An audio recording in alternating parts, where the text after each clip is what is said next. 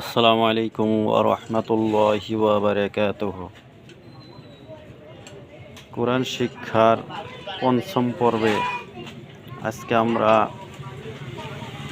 জবর অর্থাৎ হরকত, জের, জবর, পেশ, সাকিন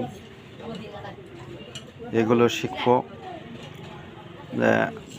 কোনো একটা হরফের মধ্যে জবর হলে কী ধরনের উচ্চারণ হয়, জের হলে কেমন উচ্চারণ হয়, পেশ হলে কেমন উচ্চারণ হয়, আমরা এগুলো শিখব।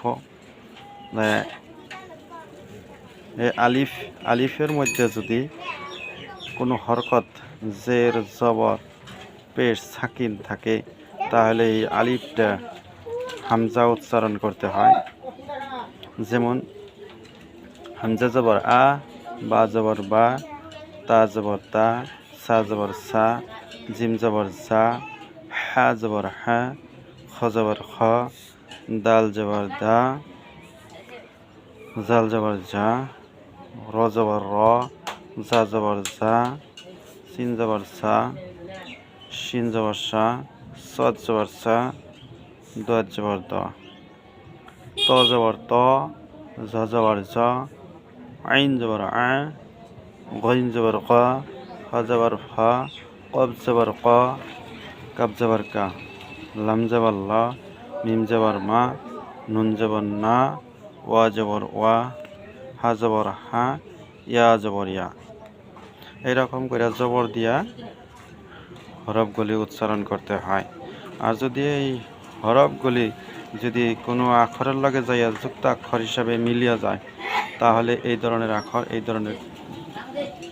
এই ধরন থাকবো। আর এই জন্য আমরা এদিকে পড়ার মধ্যে আসছি, যেমনি বানাম করে আমরা উচ্চারণ করবো।